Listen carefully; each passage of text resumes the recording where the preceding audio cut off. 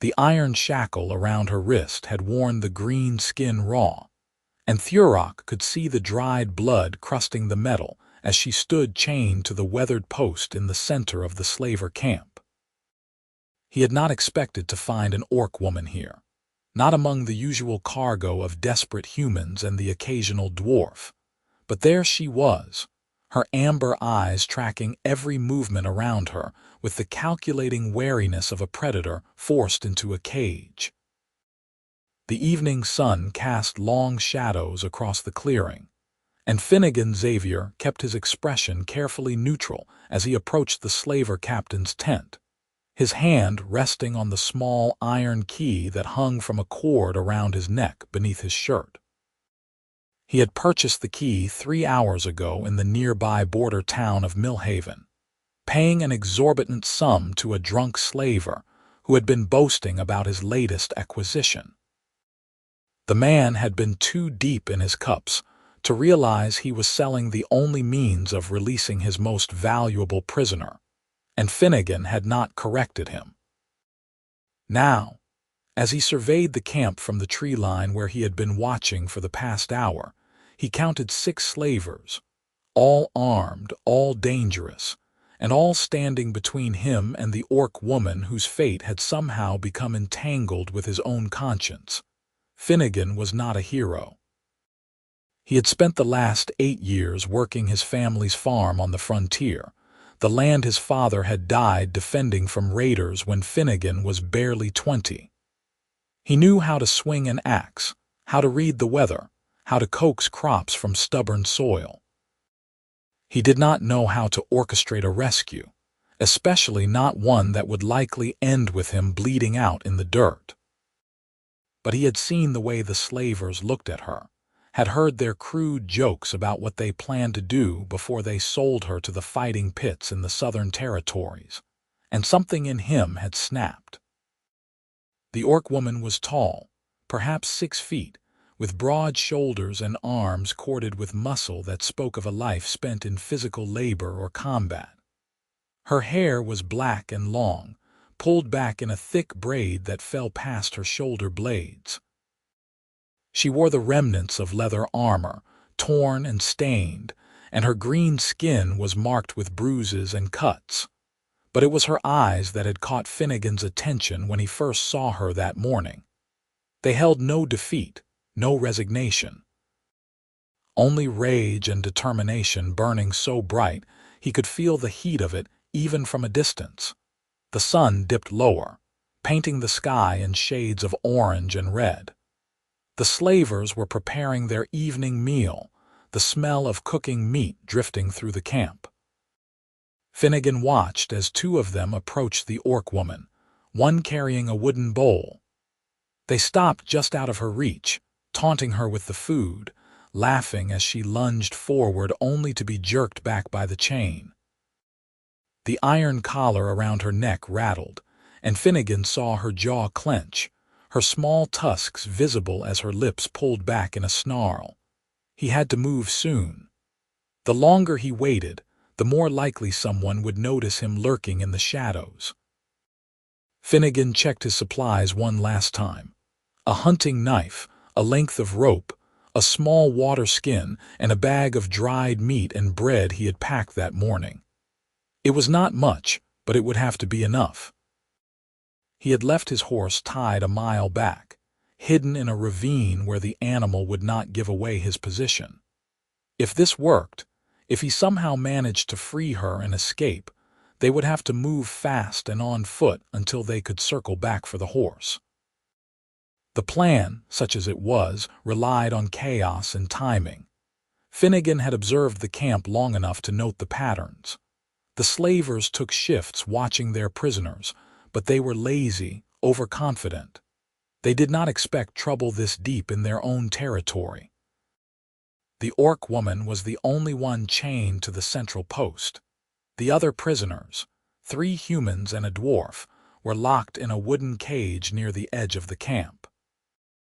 Finnegan's goal was singular: free her, cause enough disruption that they could slip away in the confusion, and pray to whatever gods were listening that they both survived the night. He moved when the sky turned purple, using the deepening shadows as cover. The camp was arranged in a rough circle, with the slavers' tents forming a perimeter around the central area where the prisoners were kept. Finnegan approached from the east, where the forest grew closest to the camp, and where the supply wagon provided additional cover. His heart hammered against his ribs, each beat loud enough that he was certain someone would hear it, but the slavers were focused on their meal, their voices rising in argument over how to divide the profits from their next sale. The orc woman saw him first. Her eyes locked onto his as he crept closer, and for a moment Finnegan froze, certain she would call out would alert her captors to his presence. But she remained silent, her gaze sharp and assessing. He pressed a finger to his lips, a universal gesture for quiet, and she gave the smallest nod. Understanding passed between them without words. Finnegan reached the post where she was chained. Up close, he could see more details. The way her green skin had a slight olive undertone in the fading light, the small scar that ran through her left eyebrow, the surprising delicacy of her features despite her size and strength. She smelled of sweat and blood and something else, something earthy and wild that reminded him of the forest after rain. "I have the key," he whispered, pulling the iron key from beneath his shirt. "When I release you, we run. East into the forest. Do not stop, do not fight unless you have to. Understand?" Her amber eyes studied him with an intensity that made him feel transparent, as if she could see every secret he had ever kept. "Why?" she asked, her voice low and rough, speaking the common tongue with a thick accent that suggested it was not her first language. "Does it matter?" Finnegan countered, already working the key into the lock on her collar. His hands shook slightly, making the task more difficult than it should have been. "Yes," she said simply. The lock clicked open and Finnegan caught the iron collar before it could fall and make noise. He set it down carefully, then moved to the shackle on her wrist. "Because what they plan to do to you is wrong. Because I could not walk away knowing I had the means to stop it and did nothing." "You are human," she said, as if this explained everything, as if his actions were incomprehensible given his species. "I am," Finnegan agreed, freeing her wrist. The shackle fell away and she rubbed at the raw skin beneath, wincing slightly. "And you are orc. And right now, neither of those things matter as much as getting out of here alive." She opened her mouth to respond, but at that moment, one of the slavers stood and turned toward the post, perhaps to check on his prize or perhaps simply to relieve himself in the bushes. His eyes widened as he saw Finnegan crouched beside the now unchained orc woman, and the man's hand went to the sword at his belt as he opened his mouth to shout. Finnegan did not think. He grabbed the iron collar and hurled it at the slaver's head. The heavy metal caught the man in the temple with a sickening crack, and he went down hard, unconscious before he hit the ground. But the damage was done. The other slavers had heard the impact, had seen their companion fall, and now they were scrambling to their feet, weapons appearing in hands with practiced speed. "Run!" Finnegan shouted, abandoning any pretense of stealth. He grabbed the orc woman's hand and pulled, but she did not need his encouragement. She was already moving, her longer legs carrying her toward the forest with a speed that surprised him. Behind them, angry shouts filled the air, followed by the sound of pursuit. The forest swallowed them within seconds, the thick underbrush and ancient trees providing cover that the open camp had lacked. Finnegan ran harder than he had ever run in his life, his lungs burning, branches whipping at his face and arms. Beside him, the orc woman moved with a grace that seemed impossible for someone her size, leaping over fallen logs and ducking under low-hanging branches without breaking stride. An arrow hissed past Finnegan's ear, so close he felt the wind of its passage. The slavers were gaining, their familiarity with the terrain giving them an advantage. Finnegan veered left, toward the ravine where he had left his horse, but the orc woman grabbed his arm and pulled him right instead, toward a denser section of forest where the trees grew so close together that their branches formed a natural canopy. "Trust me," she said, her voice barely winded despite their desperate pace. Finnegan did not have many options. He followed her lead, trusting this stranger with his life because the alternative was capture and almost certain death. The slavers would not take kindly to having their property stolen, especially not by someone who had tricked one of their own and assaulted another. They crashed through the undergrowth, and behind them, the sounds of pursuit began to fade. The dense forest was slowing the slavers down, their curses growing more distant. The orc woman did not slow until they had been running for what felt like hours, but was probably closer to 30 minutes. Finally, she stopped beside a small stream, its water black in the darkness that had fully descended while they fled. Finnegan doubled over, gasping for breath, his legs trembling with exhaustion. The orc woman was breathing hard but remained upright, her eyes scanning the forest around them for any sign of danger. "We need to keep moving," she said after a moment. "They will track us come morning." Finnegan nodded, still unable to form words. His throat was raw, his chest aching. He had not run like that since he was a boy playing chase with the other farm children. The orc woman knelt beside the stream and cupped her hands, drinking deeply. Finnegan joined her, the cold water a blessing against his parched throat. "What is your name?" he asked when he could finally speak. She regarded him for a long moment before answering. "Thurok, daughter of Magrock of the Stonefist clan." "Finnegan Xavier," he replied. "Son of Marcus Xavier of nowhere in particular." Something that might have been amusement flickered across her face. "You risked your life for me, Finnegan Xavier, son of Marcus Xavier of nowhere in particular. This is a debt I cannot easily repay." "I do not want repayment," Finnegan said, and he meant it. "I just want to get far enough away that those bastards cannot find us." "Us," Thurok repeated, her tone thoughtful. "You plan to stay with me?" The question caught Finnegan off guard. He had not thought beyond the escape, had not considered what would happen after they were clear of the immediate danger. "I assumed. That is, I thought we might travel together until we reach safety.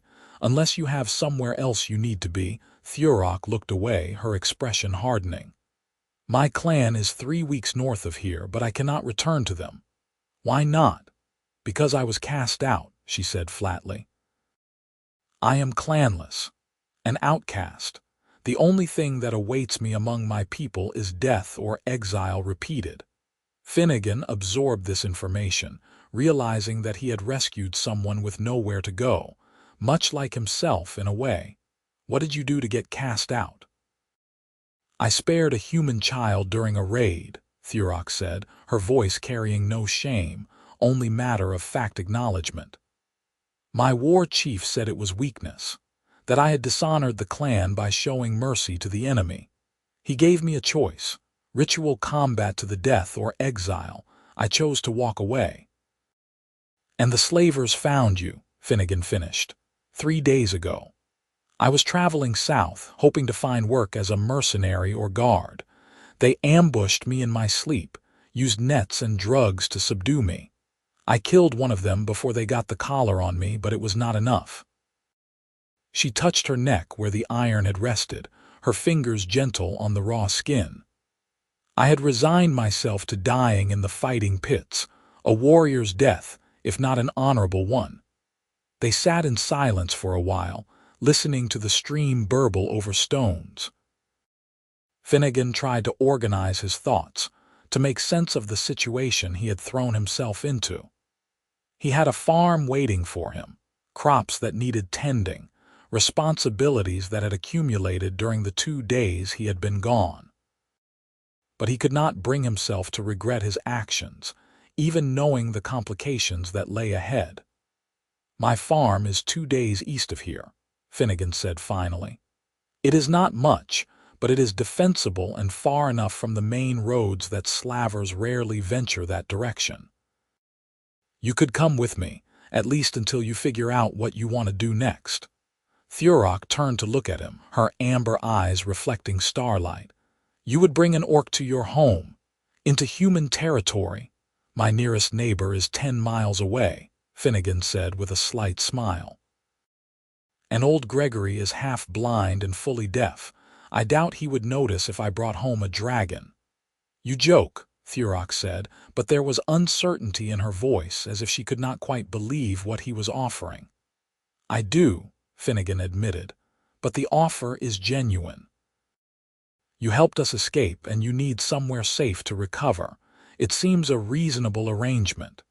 Thurok studied him for so long that Finnegan began to feel uncomfortable, as if she were weighing his soul and finding it wanting. But finally, she nodded.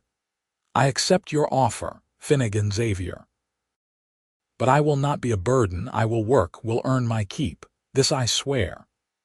"We can discuss the details when we are not fleeing for our lives," Finnegan said, pushing himself to his feet.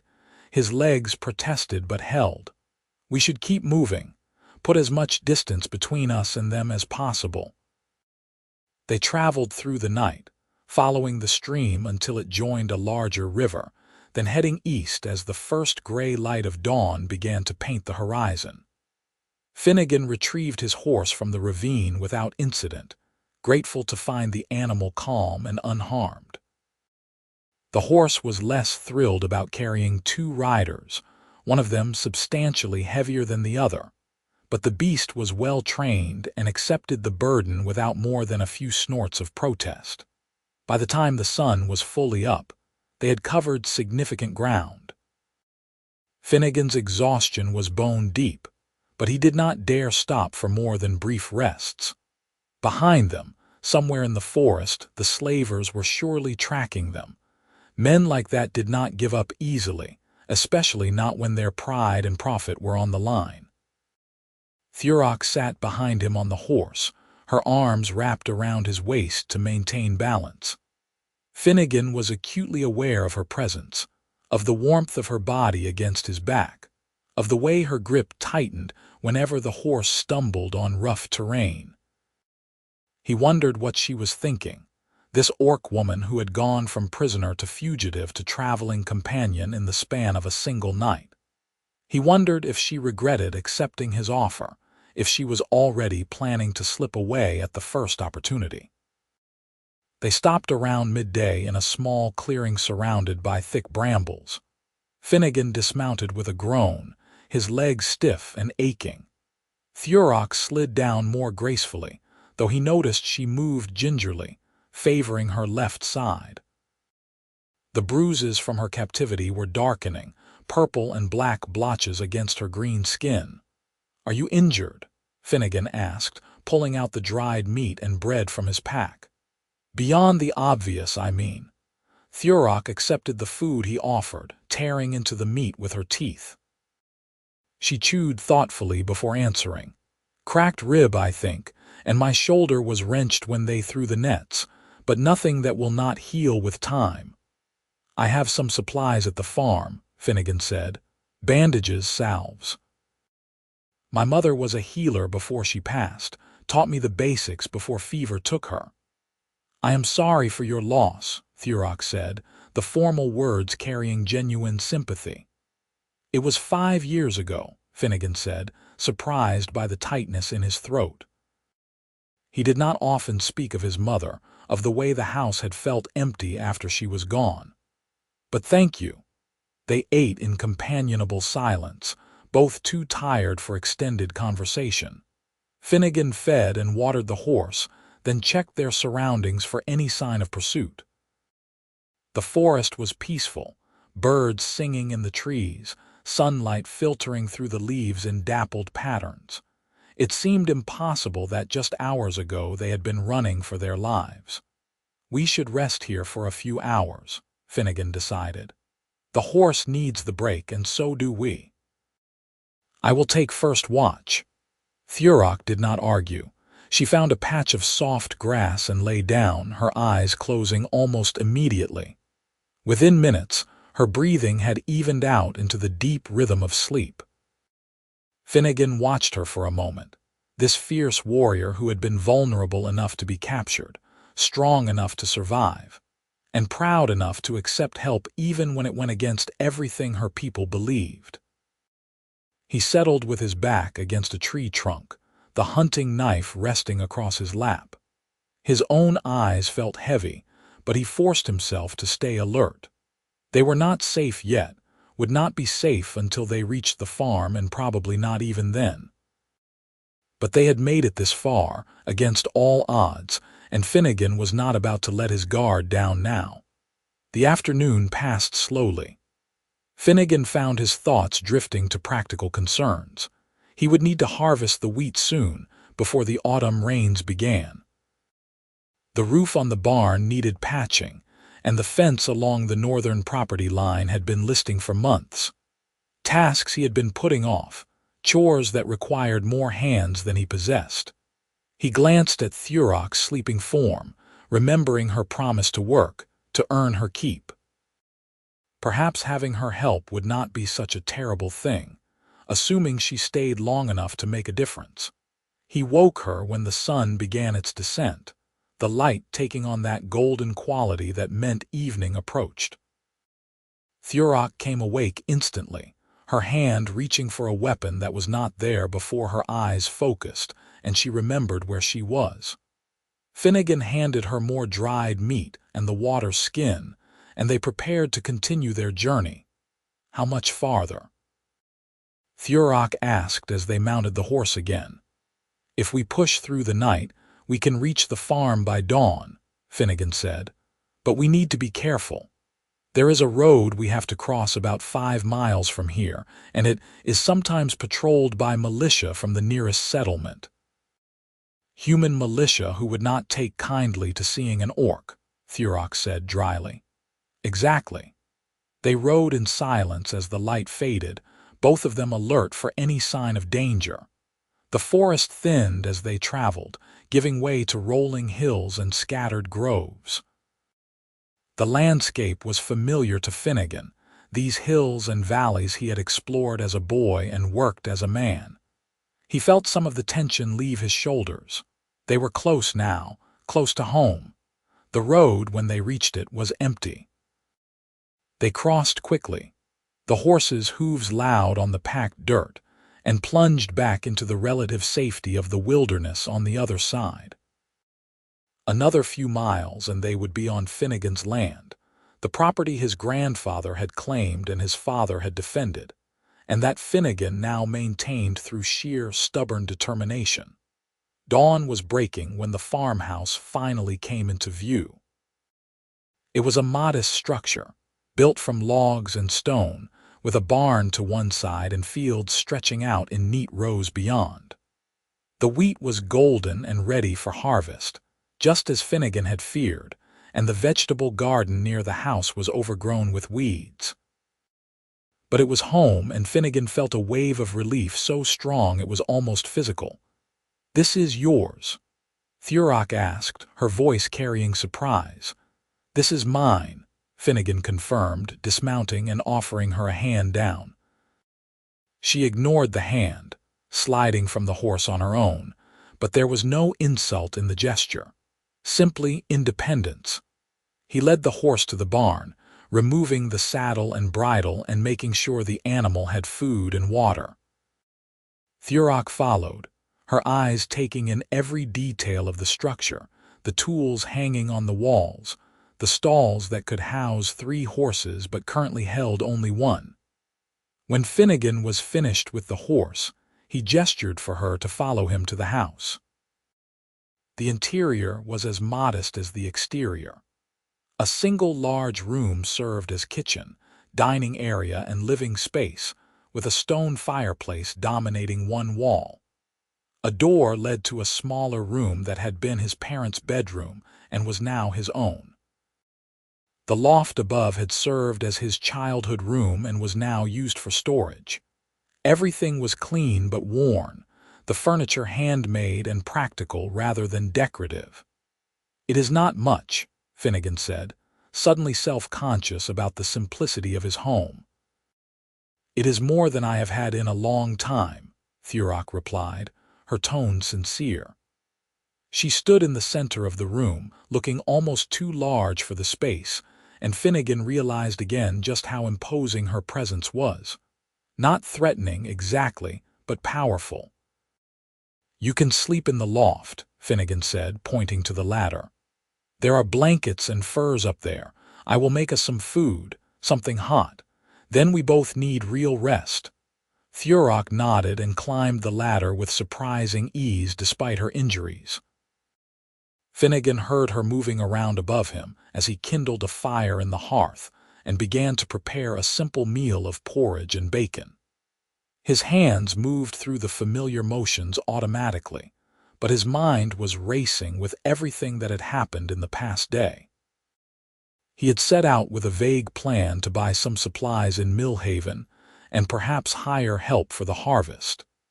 He was returning with an orc woman who was wanted by slavers and cast out by her clan, having made an enemy of dangerous men and thrown his quiet life into chaos.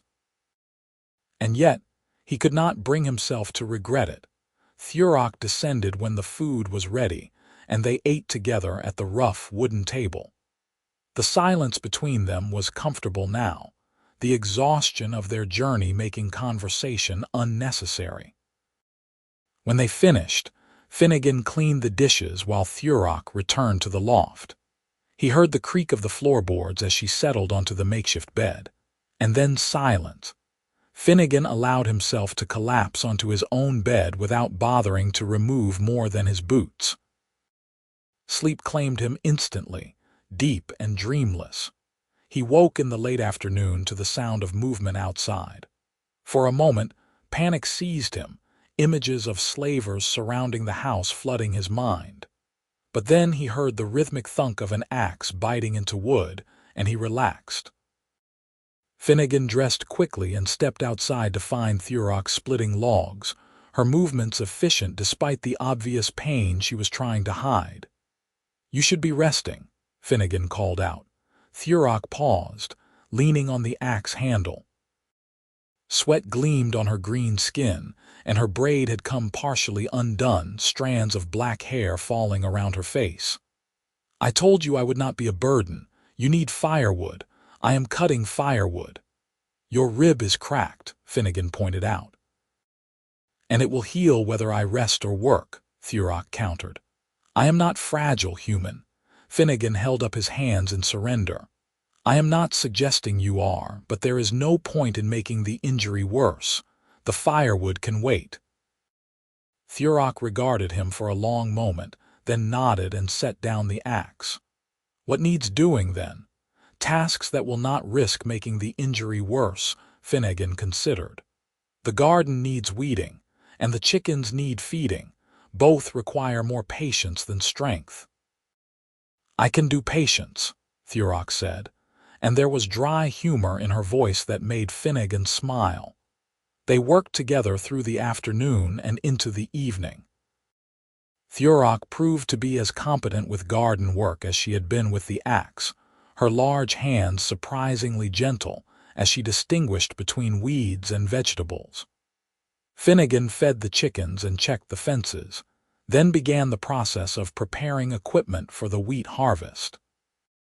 They would need to start cutting tomorrow or the day after at the latest, before the weather turned. Dinner was another simple affair, bread and cheese and the last of the bacon. As they ate, Finnegan found himself watching Thurok, noting small details. The way she held her fork awkwardly, as if unused to utensils. The care she took with her injured side, the slight wince she could not quite hide when she reached for something. The intelligence in her eyes as she observed her surroundings, cataloging everything, always aware. "How long were you with your clan?" Finnegan asked, breaking the comfortable silence. Thurok looked up from her meal. "All my life until 3 months ago. I was born to the Stonefist, raised to be a warrior. I took my first raid at 16, earned my name at 18. I was on track to become a war leader by 30. And you gave it all up for a human child, Finnegan said softly. The child reminded me of my younger brother, Thurok said, her voice distant. He died when I was 12. Fever took him. The human child had the same eyes, the same defiant tilt to his chin when he was frightened but refused to show it. I could not kill him. I could not let the others kill him. So I told them he had escaped, and I took the punishment when the war chief discovered the truth. Do you regret it? Thurok met his gaze directly. No. My clan may have cast me out, but I can still look at myself without shame. That is worth more than any position or title. Finnegan felt a rush of respect for this woman who had sacrificed everything for her principles. The child, did he survive? I do not know, Thurok admitted. I told him to run and not stop running. Whether he made it to safety or died in the forest, I cannot say. I hope he lived. I hope my choice meant something. It did, Finnegan said firmly. Even if only to show that there is more to orcs than humans believe. That mercy and honor are not unique to any one people. Thurok laughed, but it was a bitter sound. Tell that to my clan. Tell that to your militia, who would kill me on sight for the crime of existing. Finnegan could not argue with that. The prejudice between humans and orcs ran deep. Centuries of warfare and mistrust creating a chasm that seemed impossible to bridge. Yet here they sat, human and orc, sharing a meal and conversation as if it were the most natural thing in the world. How long will you stay? Finnegan asked, not sure if he wanted to hear the answer.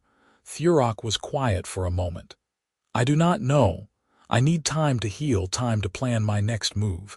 If you will have me, I could stay through the harvest season, help you with the work after that. She shrugged. After that, I will head south. Find work as a mercenary. Build a new life away from the clans and their rigid traditions. You are welcome to stay as long as you need, Finnegan said, and meant it. The thought of her leaving brought an unexpected pang of disappointment, but he pushed it aside. She had her own life to live, her own path to walk.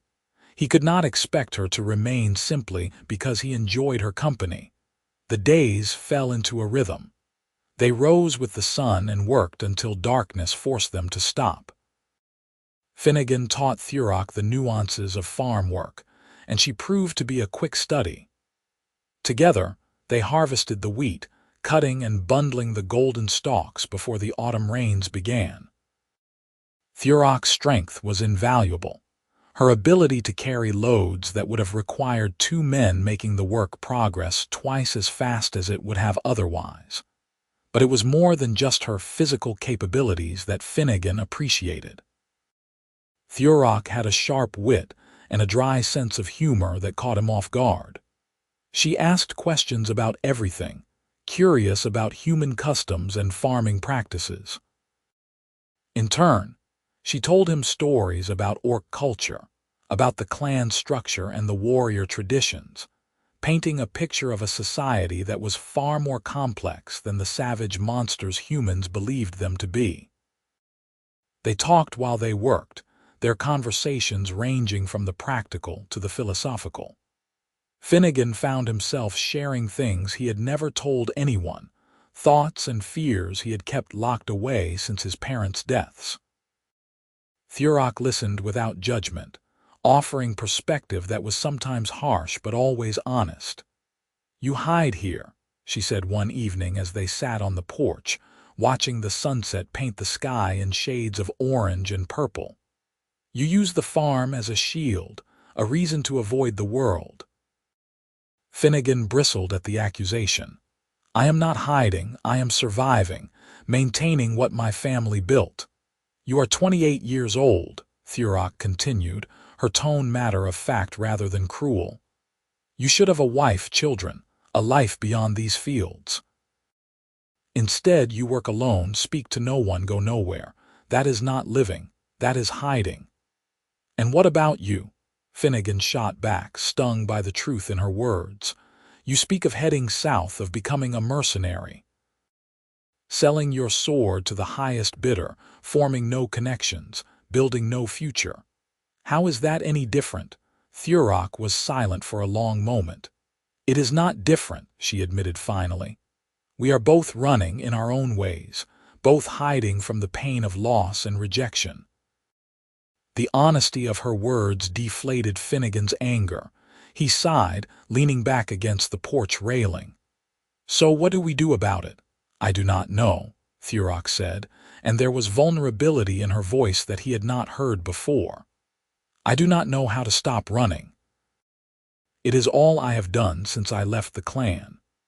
They sat in silence as the stars began to appear, each lost in their own thoughts. Finnegan realized that somewhere over the past few weeks, Thurok had become more than just a guest or a helper. She had become a friend, perhaps the first real friend he had had since his father's death. The thought of her leaving, of returning to the solitary existence he had lived before, filled him with a hollowness he did not want to examine too closely. The autumn rains came in the third week, heavy downpours that turned the fields to mud and kept them confined to the house and barn. Finnegan used the time to repair equipment and organize supplies, while Thurok worked on mending clothing and crafting a new set of leather armor from hides Finnegan had stored in the loft. They were closer in the confined space, literally and figuratively. Finnegan was constantly aware of her presence. The way she moved through the house with careful grace, the sound of her humming while she worked, the sight of her silhouette against the firelight. He found himself watching her when he thought she was not looking, tracing the line of her jaw, the curve of her tusks, the strength in her arms. It was during one of these rainstorms that the slavers found them. Finnegan heard the horses first, the sound of hooves splashing through mud. He was at the window instantly, peering out into the gray afternoon light. 6 riders approached the house, and even from a distance Finnegan recognized the lead man. The slaver captain, his face twisted with rage and determination. "Thurok," Finnegan said, his voice sharp with urgency. "We have company, the bad kind." Thurok was beside him in an instant, her new armor already half-laced on her body. She looked out the window and cursed in the Orcish tongue, words that needed no translation. "They tracked us. I should have been more careful, should have covered our trail better." "It has been weeks," Finnegan said, already moving to bar the door. "How did they even find us?" "Men like that do not give up," Thurok said grimly. She grabbed the axe from beside the fireplace, testing its weight. "They will have asked in every town, followed every rumor. And now they are here for blood and revenge." The slavers stopped about 50 yards from the house, arranging themselves in a loose semicircle. The captain dismounted and walked forward alone, stopping just within shouting distance. "Xavier." He called out, his voice carrying clearly despite the rain. "You have something that belongs to me. Send out the orc and we will make this quick. You can die easy or you can die hard. Your choice." Finnegan looked at Thurok, who shook her head firmly. "If you give me up, they will still kill you." Slowly, "These men do not forgive being made to look foolish." "I was not considering it," Finnegan said. He moved to the window and shouted back. "She does not belong to anyone.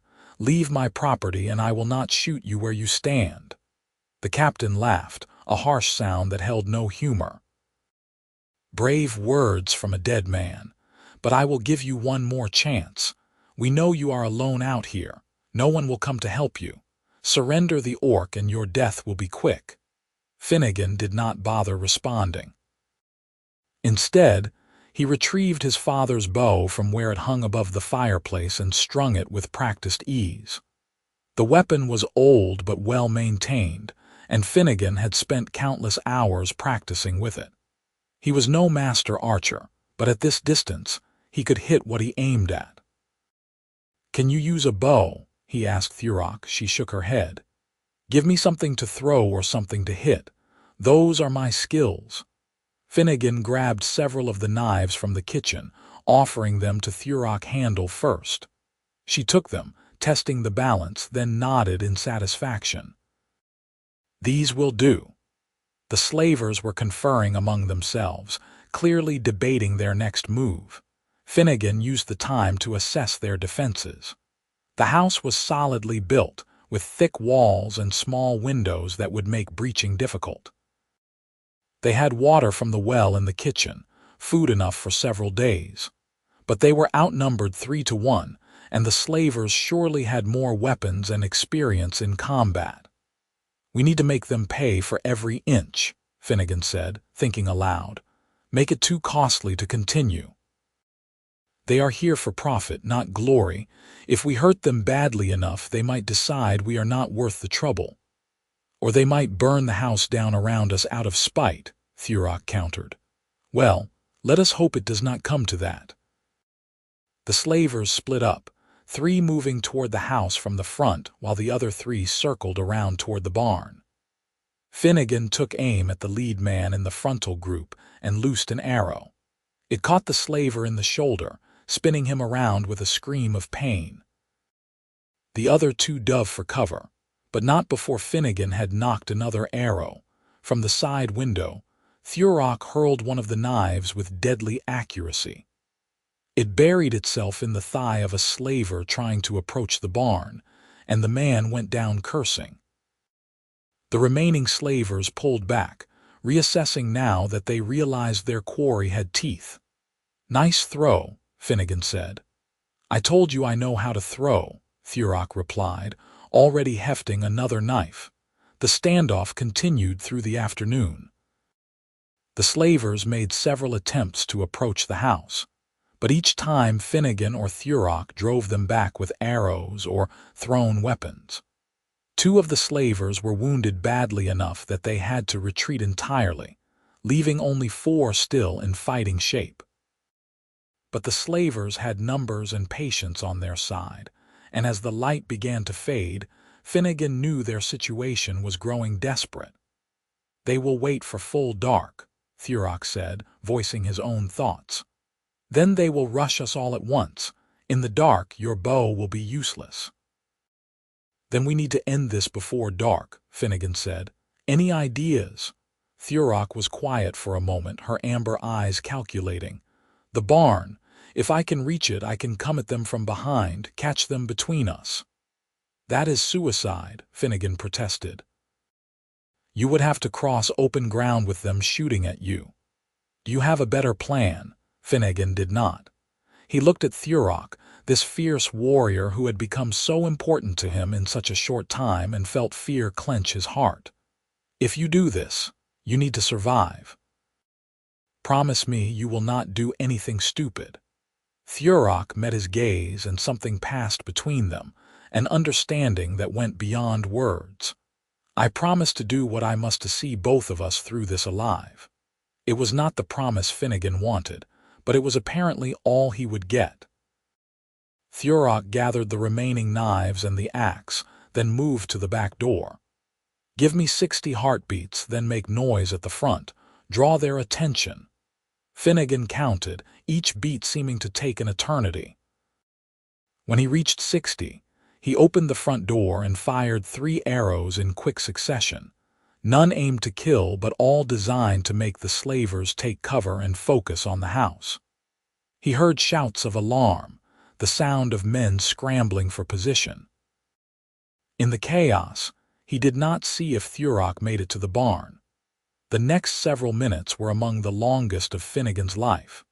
He kept up a steady harassment of the slavers' positions, forcing them to stay low, preventing them from coordinating an attack. But his supply of arrows was dwindling, and he had no way of knowing if Thurok was in position, or if she had been caught in the open and killed.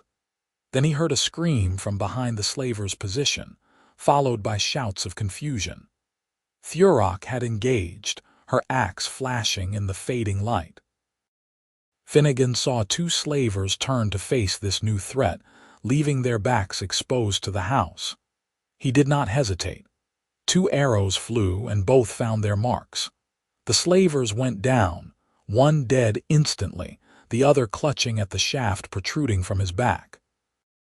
The slaver captain roared in fury, realizing his force had been decimated. He charged toward Thurok, sword drawn, and Finnegan felt his blood turn to ice. He had no clear shot with Thurok so close to the captain, could not risk hitting her instead of her target, but Thurok needed no help. She met the captain's charge head-on, her axe swinging in a brutal arc that the man barely managed to parry. They traded blows, the captain's superior swordsmanship matched against Thurok's raw power and reach. Finnegan ran from the house, his hunting knife in hand, desperate to help. He need not have worried. Thurok feinted high, then swept low, her axe taking the captain's legs out from under him. The man fell hard, his sword flying from his grip, and Thurok stood over him with the axe raised for a killing blow. "Wait," Finnegan shouted. "He can tell the others to stay away. To leave us alone." Thurok paused, her chest heaving, blood trickling from a cut on her arm. She looked at Finnegan, then back down at the captain.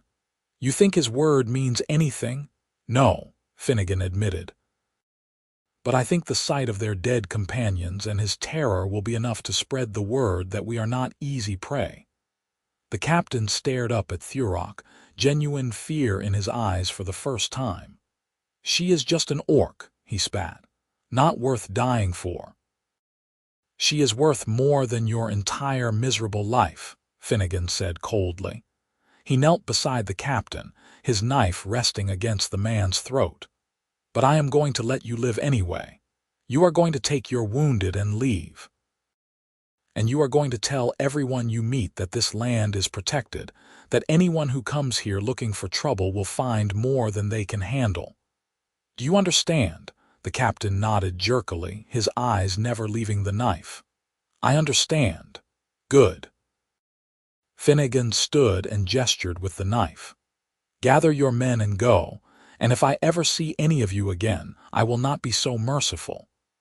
The captain scrambled to his feet and limped toward where his surviving men were helping the wounded. Within minutes, they had mounted their horses and were riding away, leaving their dead behind. Finnegan and Thurok watched until they were out of sight, neither speaking. Finally, Thurok lowered the axe and turned to Finnegan. "You should have let me kill him. He will come back or send others." "Maybe," Finnegan said. "But I am tired of killing, tired of violence. Let him carry the message that not all humans are easy marks and that some of us will stand with orcs when it matters." Thurok stared at him for a long moment, and then, to his surprise, she smiled. It was a small smile, barely a quirk of her lips, but it transformed her face. "You are either very brave or very foolish, Finnegan Xavier." "Probably both," Finnegan admitted, and suddenly he was laughing, the tension and fear of the past hours draining away in a rush of relief. They had survived. Against the odds, against a superior force, they had survived. Thurok joined in his laughter, the sound rich and warm. And then, without quite knowing who moved first, they were embracing, holding each other in the fading light of the rainy afternoon. Finnegan felt the solidity of her, the warmth of her body through the leather armor, the strength in her arms as she held him close. He breathed in her scent, earth and rain and something uniquely her, and felt something shift in his chest. They pulled apart slowly, and Finnegan found himself looking up into Thurok's amber eyes. She was so close he could count the individual flecks of gold in her irises, could see the way her pupils dilated slightly as she looked back at him. The moment stretched, electric with possibility.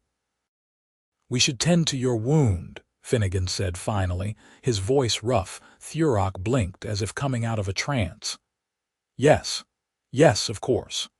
They returned to the house and Finnegan cleaned and bandaged the cut on Thurok's arm. It was not deep, would heal without complication, but he worked with careful attention nonetheless.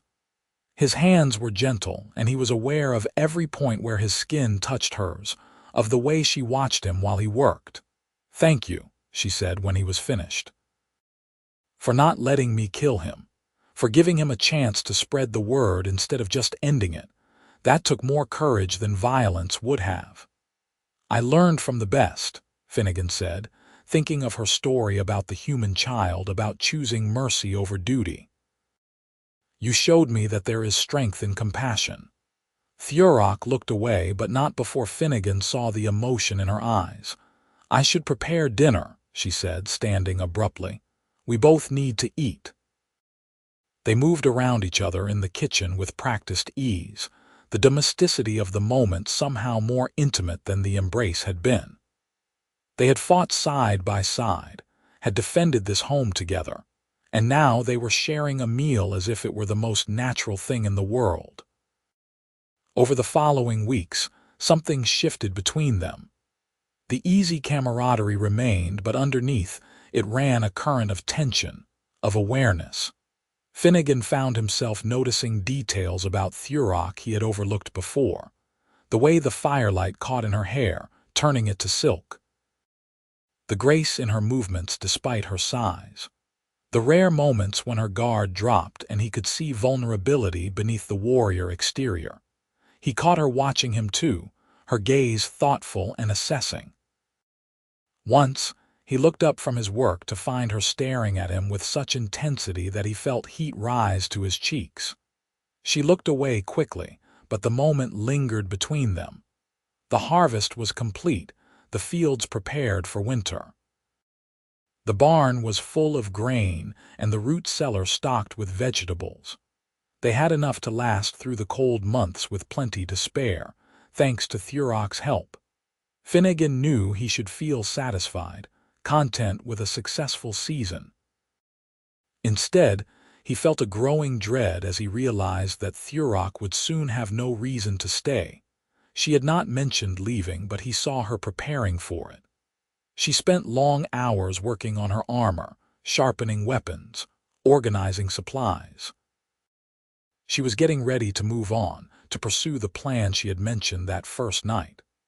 The thought of the house, empty again, of eating meals alone and working in silence, filled Finnegan with a despair he had not felt since his mother's death.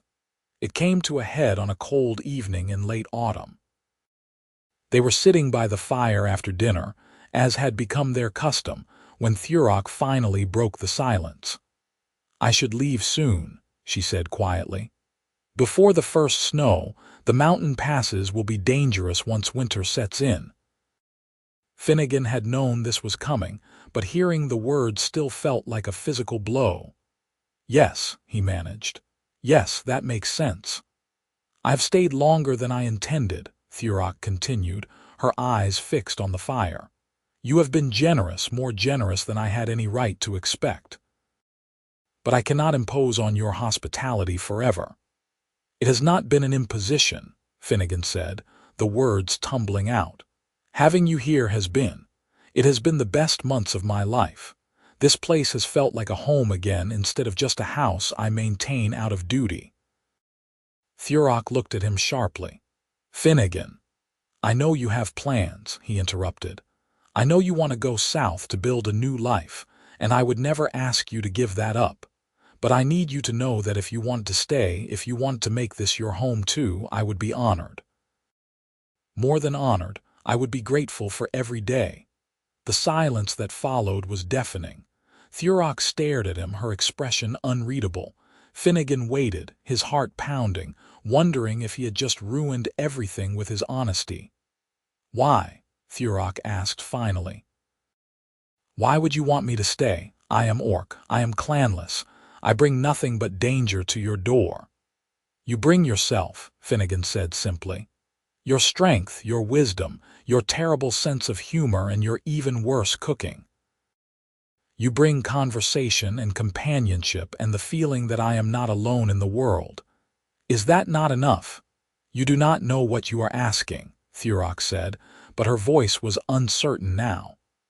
"The prejudice we would face, the danger from both our peoples.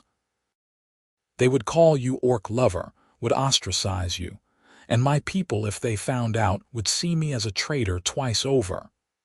I do not care, Finnegan said, and realized he meant it.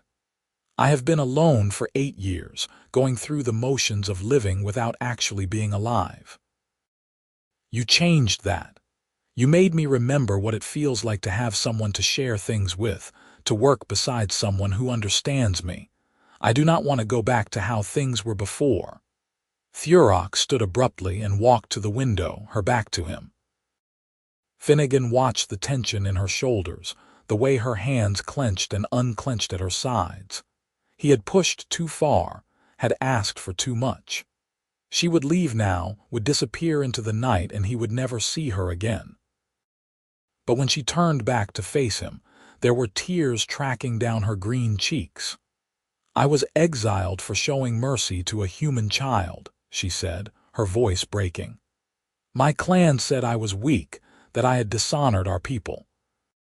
For 3 months I have carried that shame, have wondered if they were right, if choosing compassion over tradition made me less of an orc. Thurok, but then I met you, she continued, talking over him, and you risked everything to free a stranger. You brought me into your home, shared your food and your stories and your trust. You fought beside me, defended me, showed me that strength and honor are not defined by race or clan. And I realized that what my people called weakness was actually the greatest courage I have ever shown. She crossed the room in 3 long strides and knelt in front of where Finnegan sat, taking his hands in hers.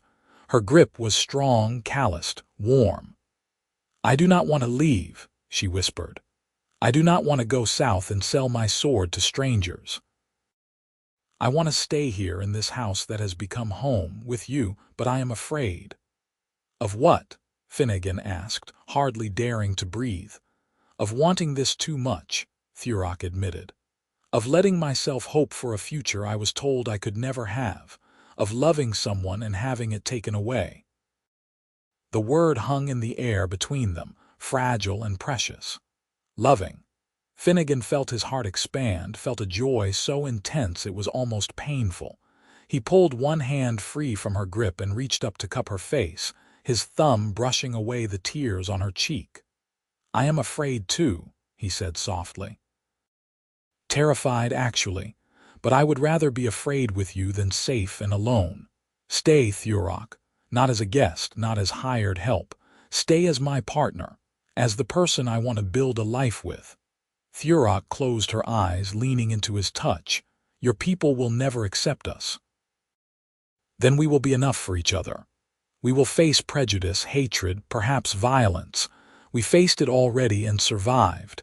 You could have a human wife, children, a normal life. I do not want normal, Finnegan said firmly. I want you. Thurok opened her eyes, and in them Finnegan saw hope warring with fear, desire fighting caution. And then, slowly, deliberately, she leaned forward and pressed her forehead against his. It was an orcish gesture, he realized, a sign of trust and affection. He closed his own eyes, breathing in the moment, committing every detail to memory. I will stay, Thurok whispered. For as long as you will have me, I will stay. They remained like that for a long time, wrapped in the warmth of the fire and each other's presence. When they finally pulled apart, Finnegan was grinning like a fool and Thurok was smiling that rare, beautiful smile that transformed her face. So what now? Thurok asked, a hint of nervousness in her voice. Now we figure it out together, Finnegan said. Starting with moving your things down from the loft. If you are staying permanently, you should have the bedroom. I can take the loft. Thurok shook her head. We will figure out the sleeping arrangements later. First, you need to teach me how to cook something that does not taste like charred leather. Finnegan laughed, the sound free and joyful. Deal, and you can teach me more of your language and your people's customs. I want to know everything. They stayed up late into the night, talking and planning, the future stretching out before them full of possibility. They spoke of expanding the farm, perhaps adding livestock or more crops, of the challenges they would face and how to navigate them, of small hopes and large dreams, shared now between two people who had found in each other something neither had expected. Winter came early that year, blanketing the farm in white and forcing them to stay close to the house. They used the time to settle into their new dynamic, learning the rhythms of living together not as host and guest but as partners. Finnegan taught Thurok to cook and showed her how to read, something Orc culture did not typically value. Thurok taught him Orcish, the harsh syllables and rolling consonants that felt strange on his tongue at first but gradually became familiar. She also taught him Orcish fighting techniques, the two of them sparring in the barn when the weather permitted. Finnegan learned quickly that while he had strength and skill, Thurok had years of training and battlefield experience. She was patient with him, though, correcting his stance and praising his improvements. The sparring sessions often ended with them breathless and laughing, the physical exertion a welcome release after days confined indoors. The intimacy between them grew slowly, carefully. Thurok was hesitant to push for more than companionship, her lack of experience with romance evident in her uncertainty. Finnegan was equally cautious, aware of the cultural differences and wanting to respect her boundaries. Their affection expressed itself in small gestures, hands touching in passing, shoulders brushing as they worked side by side, the comfortable silences that spoke of trust and understanding. It was not until midwinter that things shifted again. The solstice had passed, and they were settling in for what would likely be several more weeks of cold when Finnegan fell ill. It started as a cough, then progressed to fever and chills. He tried to work through it, stubborn and unwilling to be a burden, but Thurok would have none of it.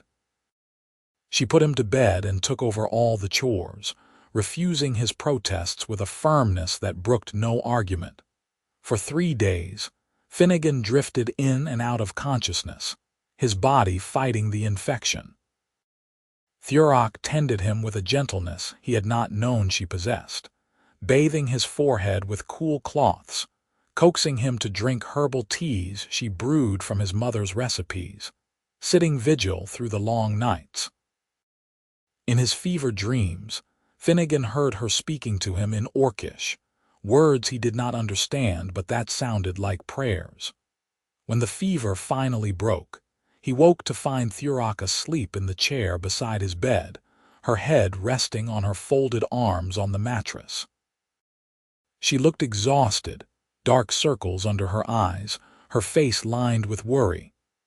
Finnegan reached out and touched her hair, marveling at the softness of it. Thurok woke instantly, her eyes focusing on him with an intensity that made his breath catch. "You are awake," she said, relief flooding her voice. "Thanks to you," Finnegan replied. His voice was hoarse, his throat raw from coughing. "How long was I out?" 3 days, Thurok said. She stood and poured water from a pitcher, helping him drink. "I was worried the fever would not break, that I would lose you." The raw emotion in her voice, the way her hand trembled slightly as she held the cup, pierced through Finnegan's lingering fog. "I am all right," he assured her. "Stubborn constitution. My mother always said I was too contrary to die easily." Thurok set down the cup and sat back down on the edge of the bed. She took his hand in both of hers, her grip almost painfully tight. "I realized something while you were ill," she said quietly. "I realized that what I feel for you goes beyond gratitude or friendship or even partnership. I love you, Finnegan Xavier. Not as a companion or ally, but as a mate, as the person I want to spend my life beside." Finnegan's heart stuttered in his chest. He had known his own feelings for weeks, but had not dared voice them, afraid of pushing too fast or asking for more than she could give. Hearing her say the words, seeing the vulnerability and hope in her amber eyes, filled him with a joy so profound, it brought tears to his eyes. "I love you too," he said, his voice breaking. "I have for a while now. I was just waiting for the right moment to tell you." "There is no right moment," Thurok said, and now she was smiling through her own tears. "There is only now and the choice we make to face it together." She leaned down and kissed him, her lips gentle against his despite her tusks. It was awkward and sweet and perfect, a first kiss that tasted of tears and hope and new beginnings. When they pulled apart, both were grinning like fools, the years of loneliness and pain that had brought them to this moment suddenly worthwhile because they led here to each other. "When you are well," Thurok said, her tone turning playful, "we will discuss sleeping arrangements properly. But for now you need rest." "Stay with me," Finnegan asked. "Just hold my hand, I do not want to be alone." "You will never be alone again," Thurok promised. "I am here, I am yours, and you are mine." She settled back into the chair, her hand clasped in his, and Finnegan drifted back to sleep feeling safer and more content than he had in years. Spring came early that year, the snow melting to reveal the brown earth beneath. As soon as the ground thawed, Finnegan and Thurok began preparing for the new planting season. They worked from dawn to dusk, expanding the fields and repairing winter damage. The work was hard but satisfying, made better by the knowledge that they were building something together. Thurok had fully moved into the bedroom, and Finnegan had taken over the loft as his workshop and storage area. They fell into an easy domesticity, sharing meals and chores and conversation. Their physical intimacy had grown as well, expressed in kisses and embraces, and the simple comfort of sleeping beside each other. It was on one of the first warm days of spring that they had their first visitor. Old Gregory, Finnegan's nearest neighbor, came riding up on his ancient mule, his failing eyesight not quite enough to keep him from navigating the familiar path. Finnegan and Thurok were in the garden when he arrived, and there was no time to hide or prepare. Gregory squinted at them as he dismounted, his weathered face confused. "Xavier, that you?" "It is, Gregory," Finnegan called back, walking over to help the old man. "What brings you out this way?" "Wanted to check on you," Gregory said. "Did not see smoke from your chimney for a few days during that cold snap. Was worried you might have frozen." His eyes, poor as they were, focused on Thurok, who had followed Finnegan. "Who is this?" Finnegan took a deep breath, knowing this moment had been inevitable. "This is Thurok. She is my partner. She lives here now." Gregory peered at Thurok, stepping closer despite his fear of falling. His eyes widened as he took in her green skin, her tusks, the obvious markers of her species. "She is an orc," he said, his voice shocked. "She is," Finnegan confirmed, moving to stand beside Thurok. "And she is important to me. I love her and she loves me. I hope you can accept that." The old man was silent for a long moment, his faded eyes moving between Finnegan and Thurok. Then, to Finnegan's surprise, he started laughing, a wheezing sound that turned into a cough. "Well, I will be damned," he said when he could speak again. "You always were an odd boy, Xavier, but if she makes you happy, I suppose it is none of my business what species she is." Relief flooded through Finnegan. He had expected judgment, possibly violence, certainly rejection. "Thank you, Gregory. That means more than you know. Just do not expect me to understand it," Gregory added, still chuckling. "But my wife was a woman from the Southern Territories, and everyone said we were wrong for each other too. Been 40 years now, and I still think she is the best thing that ever happened to me, even if she did leave me to go visit her family and has not come back yet. She'll return, I know it." The old man's confusion about his wife's decade-long absence was well known in the area, a sad reminder of his declining mental state. "Point is, love is love. You two be careful, though. Not everyone will be as understanding as me. We know, Thurok said, speaking for the first time. Her voice was careful, respectful. But we will face whatever comes together. Gregory nodded, then climbed back onto his mule with Finnegan's help. Take care of each other, he said. And Xavier, if you need anything, you know where to find me. Even if I cannot see straight, I can still swing an axe if it comes to trouble. They watched him ride away, and Finnegan felt some of the tension he had been carrying ease. One person knowing was not the same as the whole world knowing, but it was a start. And Gregory's acceptance, confused as the old man was, gave him hope that not everyone would react with hostility. He was kind, Thurok said softly. He was, Finnegan agreed. And he was right. We need to be careful, but I will not hide you, Thurok. I will not pretend you are anything other than what you are, the woman I love. Thurok turned to him, her eyes shining. The woman you love, she repeated, as if testing the words. I like the sound of that. They stood there in the spring sunshine, holding hands and looking out over the fields that would soon be green with new crops. The future was uncertain, the challenges ahead daunting. But in that moment, Finnegan felt nothing but hope. Summer brought its own trials. Word of Finnegan's orc companion had spread, carried by Gregory's loose tongue and the gossip of passing travelers. Most people stayed away, which suited Finnegan fine. But a few came looking for trouble, testing to see if the rumors were true. The first was a group of young men from Millhaven, bored and looking for entertainment. They rode up to the farm one afternoon, calling out insults and demanding to see the orc whore that Xavier had taken in. Finnegan met them at the property line, his father's bow in hand and his expression grim. Turn around and leave, he said quietly. You are not welcome here. The leader of the group, a blacksmith's son named William, sneered. Or what? You will protect your monster. Have you been betting it, Xavier?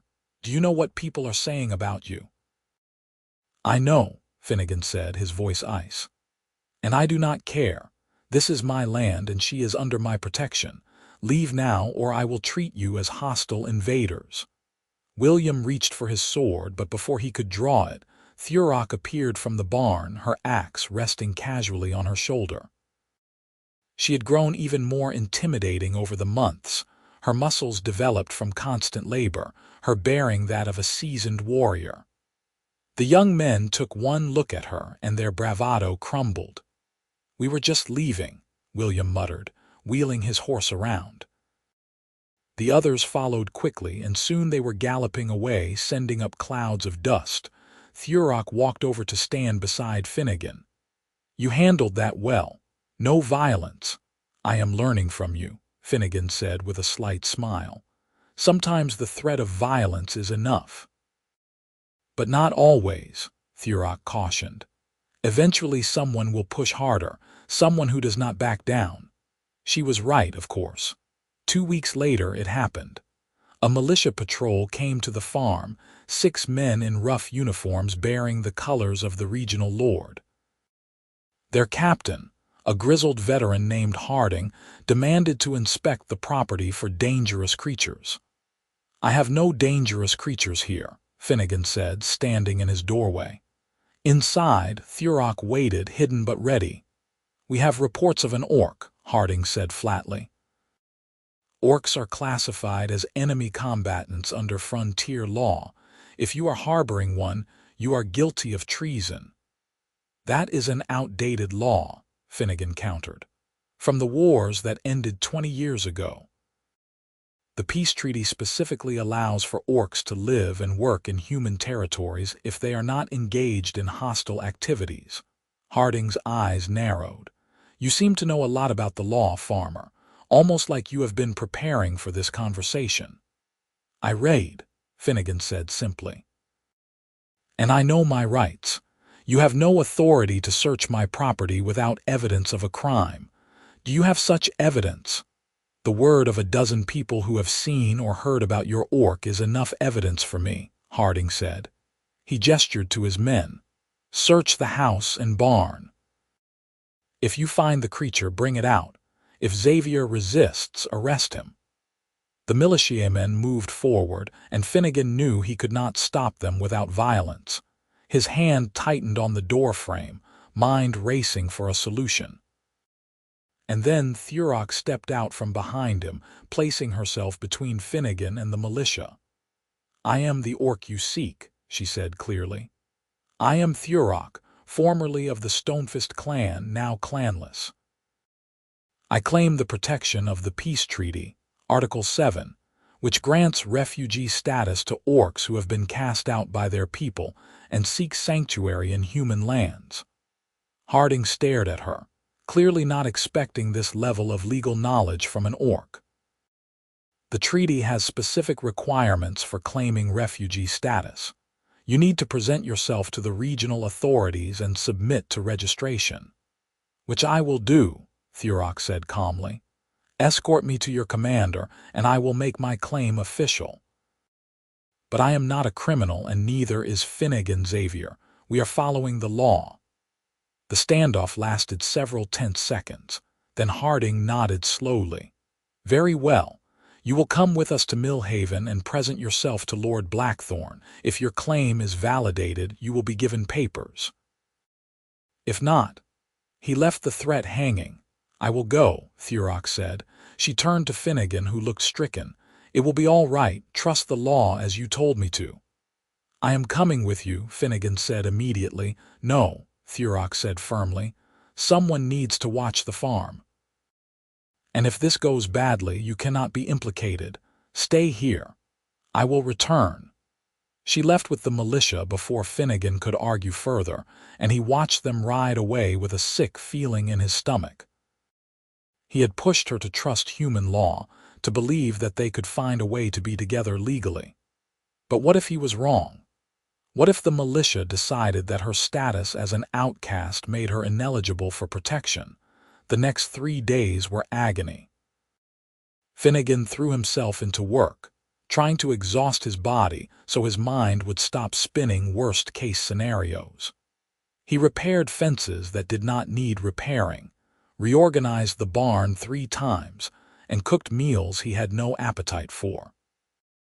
At night, he lay in their bed, breathing in the faint scent of her that still clung to the blankets, and prayed to gods he was not sure he believed in that she would be all right. On the 4th day, he saw a lone rider approaching. Finnegan's heart leaped as he recognized Thurok's silhouette. He ran to meet her, and she dismounted before the horse had fully stopped, catching him in an embrace that lifted him off his feet. "I am back," she said, and he could hear the smile in her voice. "It is official. I am a registered refugee with papers and everything." Lord Blackthorn was surprisingly reasonable about the whole thing. Finnegan pulled back to look at her, taking in every detail. She looked tired but unharmed, and there was a lightness to her expression he had not seen before. "You are safe." "I am safe," she confirmed. "We are legal. We can build our life together without fear of the militia dragging me away. It is not perfect. I still have to register with the authorities annually, and there are restrictions on where I can travel. But we can make this work." Relief so intense it made him dizzy washed over Finnegan. He kissed her then, there in the middle of the yard, not caring who might see. When they broke apart, both were grinning. "I have something else to tell you," Thurok said, pulling a folded paper from her jacket. "While I was in Millhaven, I spoke with a scribe about human marriage customs. And I learned that in this territory, any 2 adults can marry if they both consent, regardless of species." Finnegan's heart started racing. "Why were you asking about marriage customs?" Thurok's confidence seemed to waver for the first time. "Because in orc culture, when 2 people decide to be mates, it is a serious commitment, a lifelong bond. And I wanted to know if humans had something similar, if there was a way to make our commitment official in both our cultures." "There is," Finnegan said, his voice barely above a whisper. "Marriage. A ceremony, witnesses, legal documents. It is how humans declare their intention to spend their lives together. Then I want that, Thurok said. She took his hands in hers, her grip strong and sure. I want to marry you, Finnegan Xavier. I want the world to know that you are mine and I am yours, that we are choosing each other every day for the rest of our lives. Finnegan felt tears spring to his eyes for the second time since meeting this remarkable woman. Yes, he said, his voice breaking. Yes, I will marry you. Nothing would make me happier. They held each other as the sun set, two people from different worlds who had found in each other a home. The path ahead would not be easy, Finnegan knew. There would be more challenges, more people who opposed their union, more obstacles to overcome. But they would face it all together, bound by love and commitment and the unshakable belief that what they had was worth fighting for. The wedding took place a month later, in early autumn. It was a small affair, held at the farm with only a handful of witnesses. Old Gregory attended, along with a few other neighbors who had come to accept Thurok's presence. The local priest initially refused to perform the ceremony, but a traveling cleric passing through Millhaven agreed, curious about the unusual couple and sympathetic to their cause. Finnegan wore his father's best clothes, carefully preserved and only slightly moth-eaten. Thurok wore a dress she had sewn herself, a simple but elegant design in deep green that complemented her skin tone. She had woven wildflowers into her black hair, and Finnegan thought she had never looked more beautiful.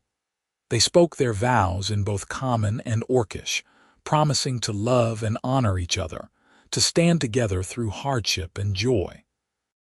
When the cleric pronounced them married, Finnegan kissed his wife with all the passion and tenderness he possessed, and the small gathering erupted in applause. The celebration was modest but heartfelt. They shared food and drink, and old Gregory played a surprisingly good fiddle, leading to dancing that lasted late into the night. Finnegan danced with Thurok, her strength making it easy for her to lead, and he laughed more that night than he had in the entire previous year. When the last guest had departed and they were finally alone, Finnegan and Thurok stood on their porch, looking out at the land they now officially shared. The fields were ready for winter, the harvest stored, the preparations complete. But more than that, they had built something together that went beyond the physical. They had created a partnership, a family, a future. "Are you happy?" Finnegan asked, his arm around Thurok's waist. "I am," Thurok said, leaning her head against his. "Happier than I ever thought possible. When I was chained to that post, certain I would die in the fighting pits, I never imagined I would end up here. Married to a human, living on a farm, building a life so different from what I was raised for." "Do you miss it?" Finnegan asked. "Your clan, the warrior's life?" Thurok was quiet for a moment, considering.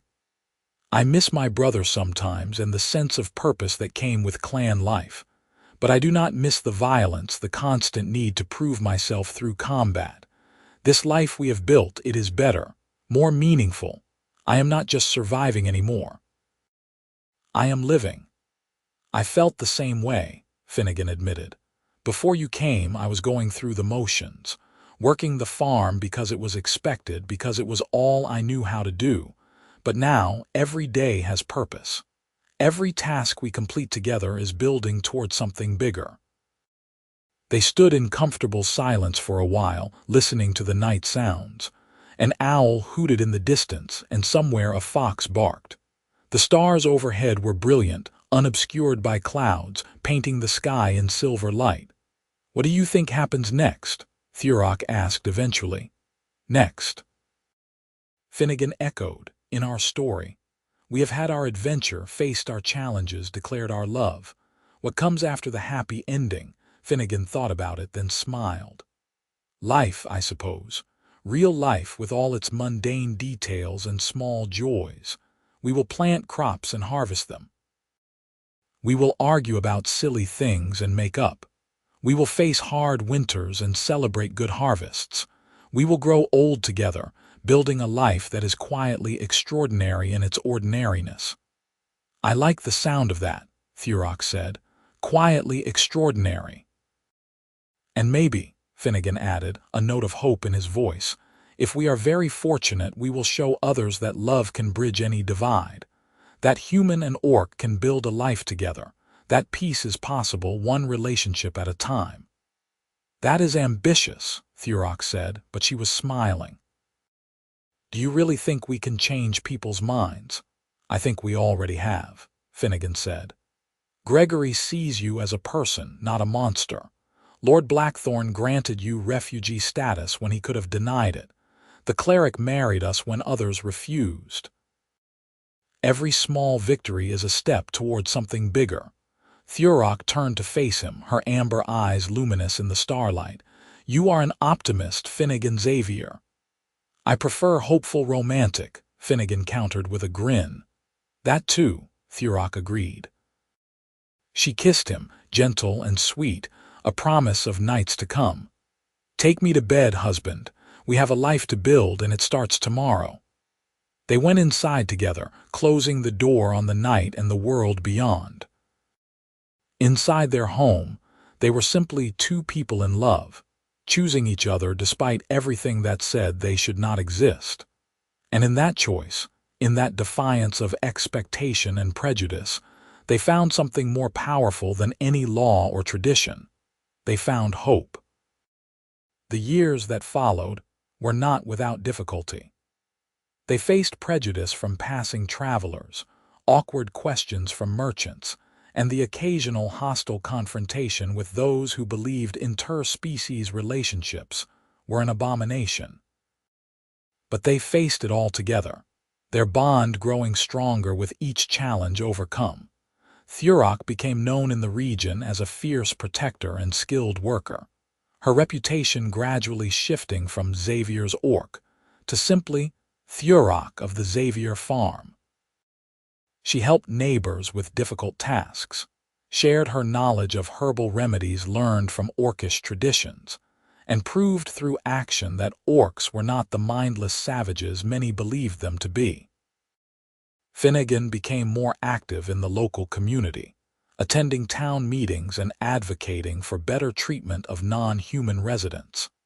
His marriage to Thurok made him an outsider in some circles, but it also gave him a unique perspective that others began to value. He became a bridge between worlds, translating not just languages but cultures. 5 years after their wedding, on a crisp autumn morning much like the one when they married, Thurok came to Finnegan in the field where he was checking the wheat. Her expression was strange, a mixture of joy and trepidation that he had never seen before. "What is it?" he asked, setting down his tools. "I am pregnant," Thurok said simply. Finnegan stared at her, the words taking a moment to register. Then joy exploded through him, so pure and bright he thought he might burst from it. He whooped and caught her up in his arms, spinning her around despite her protests that he would hurt himself trying to lift her. "We are going to have a baby," he said wonderingly when he set her down. "A child." "Our child.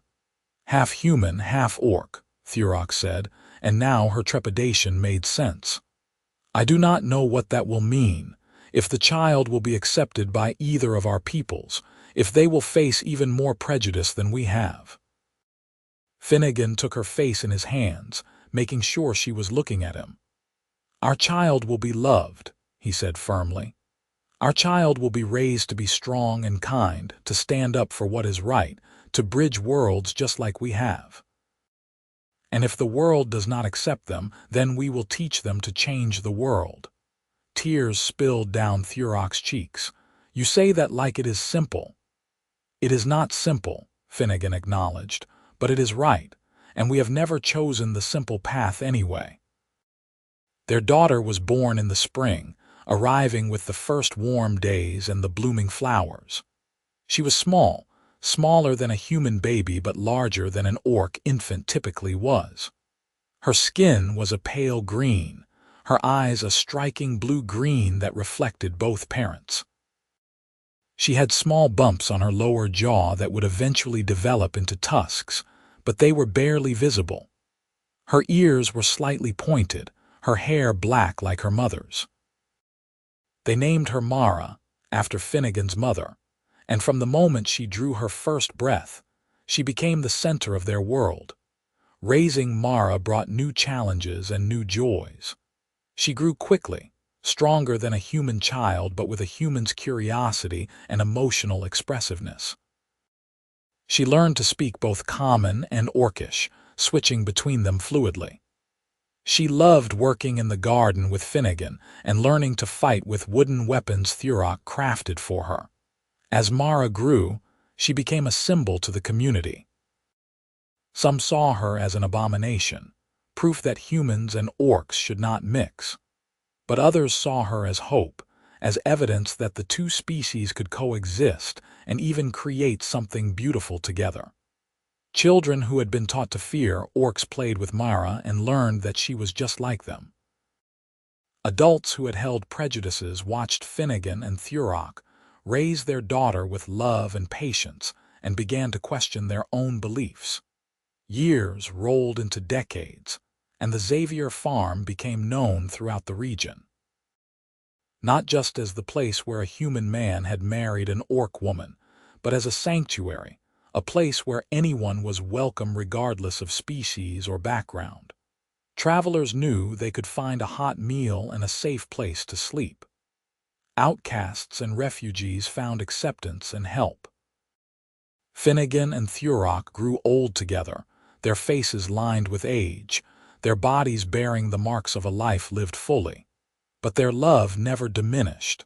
If anything, it deepened, enriched by shared experiences and challenges overcome. They had built something that went beyond their own happiness. They had created a legacy.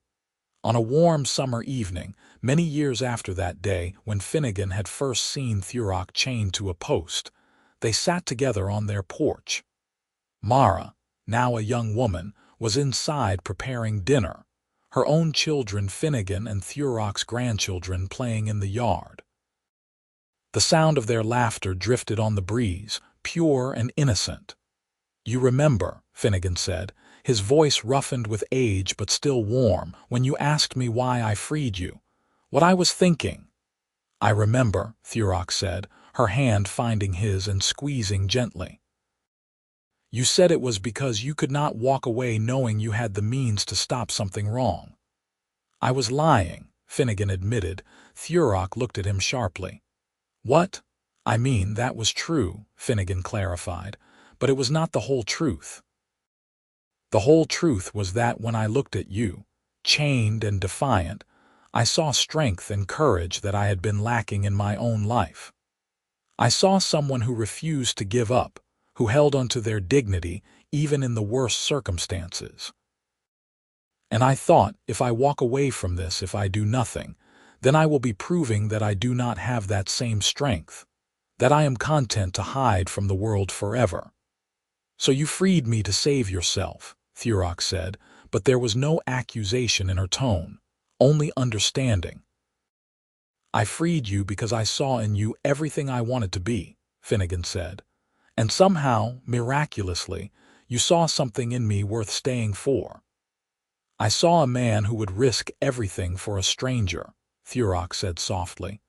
"A man whose compassion was stronger than his fear. A man who believed in the possibility of change even when the world told him it was impossible. How could I not stay for that?" They sat in comfortable silence, hands clasped, watching the grandchildren play. The sun was setting, painting the sky in those familiar shades of orange and red, and the wheat fields rustled in the breeze. It was a scene of perfect peace, hard-won and precious. "We did it," Thurok said eventually. "Everything we hoped for. A life together, a family, a home where love matters more than species." "We did," Finnegan agreed. "Against all odds and expectations, we built something extraordinary." "Quietly extraordinary," Thurok corrected with a smile, remembering their conversation from decades ago. "The best kind," Finnegan said. As the stars began to appear overhead and Mara called them in for dinner, Finnegan and Thurok rose from their seats. They walked inside together, into the warmth and light and love they had created, leaving the door open behind them. An invitation, a symbol that their home and their hearts remained open to all who needed sanctuary. The story of the human who had freed the chained orc became legend in the region, told and retold with embellishments and variations. But those who knew the truth, who had watched Finnegan and Thurok build their life together, who had seen the family they raised and the community they fostered, they knew the real story was even more remarkable than any legend. It was a story of two people who chose love over fear, who defied expectation and prejudice to build something beautiful. It was a story of courage and compassion, of the simple but profound act of seeing another being suffering and deciding to do something about it. It was a story that proved change was possible, one choice, one relationship, one family at a time, and most importantly, it was a story that was not unique to Finnegan and Thurok. All around the region, other interspecies couples began to emerge from hiding, emboldened by the Xavier Farms example. Slowly, painfully slowly, attitudes began to shift. Laws changed. Prejudices weakened. The world became, bit by bit, a place where love could flourish regardless of species. Finnegan and Thurok lived to see the beginnings of this change, to watch their grandchildren grow up in a world slightly more accepting than the one they had navigated. They passed within months of each other, each having lived a long and fulfilling life, their love story complete. But their legacy lived on. In their daughter, Mara, who became a leader in the interspecies rights movement. In their grandchildren, who carried both human and orc blood and wore that heritage proudly. In the farm itself, which remained in the family and continued to serve as a sanctuary. In every person who heard their story and decided that they too could choose compassion over prejudice, love over fear.